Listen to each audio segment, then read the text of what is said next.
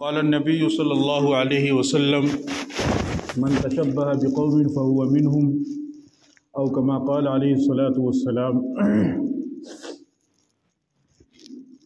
میرے محترم بزرگوں اور دوستوں اور عزیز ساتھیوں، اللہ تعالیٰ نے ہمیں جو مذہب عطا فرمایا ہے اس مذہب کا نام مذہب اسلام ہے، اور مذہب اسلام دنیا کے اندر دیگر جتنے مذاہب ہیں، دوسرے ادیان ہیں، ان تمام مذاہب میں، ان تمام ادیان میں سب سے زیادہ مضبوط اور بہترین مذہب جو ہے وہ مذہب اسلام ہے، چونکہ اللہ رب العزت نے مذہب اسلام کی تعلیمات خود بیان فرمائی ہے۔ پیغمبر انبیاء کرام علیہم الصلاۃ والسلام دنیا کے اندر تشریف لاتے اور وہ مذہب اسلام کی تعلیمات لوگوں کے سامنے ذکر فرماتے، لوگوں کے سامنے بیان فرماتے۔ اسی وجہ سے ہر زمانے کے پیغمبر کو اللہ تعالیٰ نے اس زمانے کے لوگوں کے لیے رہبر بنایا، نمونہ بنایا، مشعل بنایا، اور لوگوں کو اس بات کا حکم دیا کہ وہ اپنے وقت کے پیغمبروں کی اطاعت کرے۔ قرآن کریم میں اللہ تعالیٰ ارشاد فرماتے ہیں وَمَا أَرْسَلْنَا مِن رَّسُولٍ إِلَّا لِيُطَاعَ بِإِذْنِ اللَّهِ، کہ ہم نے رسول کو اس وجہ سے بھیجا تاکہ رسول کی اللہ کے حکم سے اطاعت کی جائے۔ رسول اور پیغمبر جو دنیا کے اندر آتے ہیں وہ کوئی اپنی ناموری یا شہرت یا عزت یا دولت کمانے کے لیے نہیں آتے ہیں، اور اس مقصد سے اللہ ان کو مبعوث بھی نہیں کرتا ہے، بلکہ ان کے آنے کا مقصد یہ ہوتا ہے کہ رسول اللہ رب العزت کے احکامات اور اللہ کے پیغامات وہ اللہ سے لے کر کے لوگوں تک، مخلوق تک پہنچائے، اور لوگ اس پیغام کو سننے کے بعد اس پر عمل کریں۔ جب لوگ اللہ کے رسول کی ان دعوت کو، ان پیغامات کو اور احکامات کو سن کر جو لوگ اس پر عمل کرنے والے ہوں گے وہ کامیاب ہوں گے، اور جو اس کو ٹھکرانے والے ہوں گے، اس کا انکار کرنے والے ہوں گے، اس کو نہ ماننے والے ہوں گے، وہ ناکام ہوں گے۔ آخر میں اللہ رب العزت نے تمام نبیوں کے سردار، ہم سب کے پیارے آقا، کالی کملی والے تاجدار مدینہ جناب محمد الرسول اللہ صلی اللہ علیہ وسلم کو مبعوث فرمایا، اور آپ علیہ الصلاۃ والسلام کی نبوت کا ظہور فرمایا۔ اور اللہ رب العزت نے قرآن کریم میں آپ علیہ الصلاۃ والسلام کے بارے میں فرمایا لقد کان لکم فی رسول اللہ اسوۃ حسنہ، کہ تمہارے لیے اللہ نے اللہ کے رسول کی زندگی میں اسوہ رکھا ہے، نمونہ رکھا ہے۔ جس طریقے سے دکان ہوتی ہے، دکان کے اندر کپڑے کی دکان ہے، اس کپڑے کی دکان میں ایک بہترین کپڑا وہ دکاندار رکھتا ہے الگ شیشے کے اندر، یا چپل کی دکان ہے تو اس چپل وہ دکان والا ایک بہترین چپل الگ شیشے کے اندر رکھتا ہے آئیڈیل کے طور پر، نمونے کے طور پر، اور آنے والے گراہک کو آ کر کے جب وہ آتا ہے تو اس کو بتاتا ہے کہ دیکھو اس قسم کی چپل ہے، اور اس قسم کے بہترین اعلیٰ کوالٹی کے کپڑے ہمارے پاس میں موجود ہیں۔ تو جس طریقے سے لوگ چیزوں کو نمونہ اور آئیڈیل بناتے ہیں، اسی طریقے سے اللہ رب العزت نے نبی پاک صلی اللہ علیہ وسلم کو ہمارے لیے آئیڈیل اور نمونہ بنایا ہے، اور فرمایا کہ جس چیز کا نبی حکم دے اسے تم مانو، اور جو انسان نبی کی اطاعت اور نبی کی پیروی کرے گا گویا کہ وہ اللہ رب العزت کی پیروی کرے گا، اور جو اللہ کے رسول کی نافرمانی کرے گا تو گویا کہ وہ اللہ کی نافرمانی کرے گا۔ فرمایا من یطع الرسول فقد اطاع اللہ، کہ جس نے رسول کی اطاعت کی اس نے اللہ کی اطاعت کی۔ اور پیغمبر علیہ الصلاۃ والسلام کو جب اللہ نے مبعوث فرمایا تو اللہ پاک نے اتنی ساری نعمتیں انسان کو دی ہیں، ان نعمتوں پر احسان اللہ نے نہیں جتلایا، بے شمار نعمتیں اللہ نے انسان کو دی ہے، لیکن جب پیغمبر علیہ الصلاۃ والسلام کو اللہ تعالیٰ نے مبعوث فرمایا تو آپ علیہ الصلوۃ والسلام کی بعثت کو اللہ نے احسان کے طور پر بیان فرمایا، لقد من اللہ علی المؤمنین اذ بعث فیہم رسولا من انفسہم، کہ اللہ نے مومنین پر احسان کیا جب اللہ نے ان میں رسول کو مبعوث فرمایا۔ اسی طریقے سے جب دین اللہ نے دیا تو اس دین کو بھی اللہ نے نعمت کے طور پر بیان فرمایا، الیوم اکملت لکم دینکم واتممت علیکم نعمتی۔ پیغمبر علیہ الصلوۃ والسلام آخری نبی ہیں، آپ کے بعد دوسرا کوئی نبی دنیا کے اندر آنے والا نہیں ہے، آپ کی امت آخری امت ہے، لہذا آپ کی جو تعلیمات ہیں وہ آخری تعلیمات ہیں اور قیامت تک کے لیے ہیں۔ اب مسلمان کے لیے نئے کسی تعلیمات کی، نئے کسی پیغام کو لینے کی اور نئے کسی حکم کو لینے کی ضرورت نہیں ہے، بلکہ پیغمبر نے قیامت تک آنے والے تمام پیغامات، احکامات اور مسائل اور فضائل کو بیان فرما دیا۔ لہذا ایک مسلمان کی کامیابی اسی میں موقوف ہے کہ وہ پیغمبر علیہ الصلوۃ والسلام کی بتائی ہوئی زندگی کے مطابق، اپنی بتائے ہوئے احکامات کے مطابق اپنی زندگی کو گزارے اور غیروں کے طریقے کو چھوڑے۔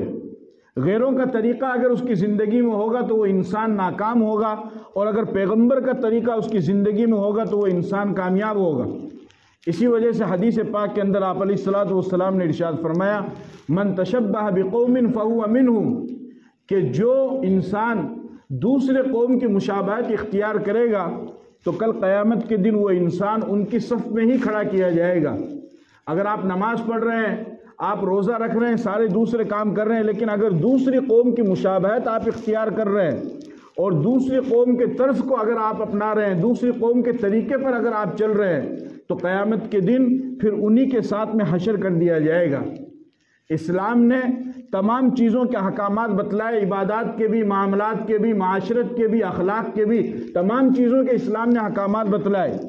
کھیل کود کے احکامات بھی بتلائے، کھیل کود کی چیزیں بھی بتلائی۔ یہ باتیں آپ کے سامنے میں اس وجہ سے عرض کر رہا ہوں کہ چونکہ ابھی موسم چل رہا ہے سکرات کا، اور ہمارے یہاں نوجوانوں میں اور ہمارے یہاں بوڑھوں میں، بزرگوں میں بھی، بچوں میں بھی ایک بہت زیادہ رسم اور رواج چل رہی ہے پتنگ کو اڑانے کی۔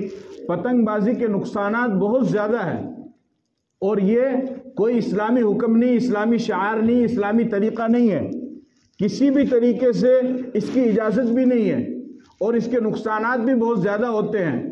اور پتنگ بازی کے اندر اپنے مال کو استعمال کرنا، اپنے پیسے کو استعمال کرنا، گویا کہ ناجائز طریقے سے اپنے پیسے کو استعمال کرنا ہے۔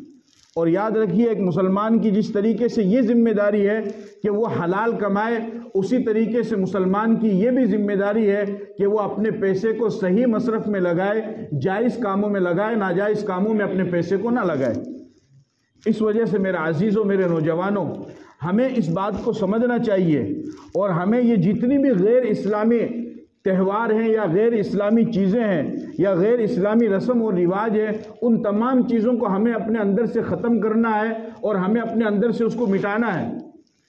آپ یاد رکھو میری بات کو کہ جب کوئی مسلمان یا مسلمان قوم غیروں کے طریقے کو اپناتی ہے، غیروں کے رسم کو اپناتی ہے، تو وہ مسلمان نوجوان تو اپنے جی کے اندر بہت خوش ہوتا ہے کہ میں اتنا بڑھیا لاگ رہا ہوں، میں ہیرو کی طرح لاگ رہا ہوں، میں اینک کا لاگ رہا ہوں، میں بینک کا لاگ رہا ہوں، میں 2022 میں رہ رہا ہوں، میں یہ کر رہا ہوں، میں وہ کر رہا ہوں۔ نہیں، جب مسلمان غیروں کے طریقے کو اپناتا ہے تو آپ یاد رکھیے پھر غیر اس کا مذاق اڑاتا ہے۔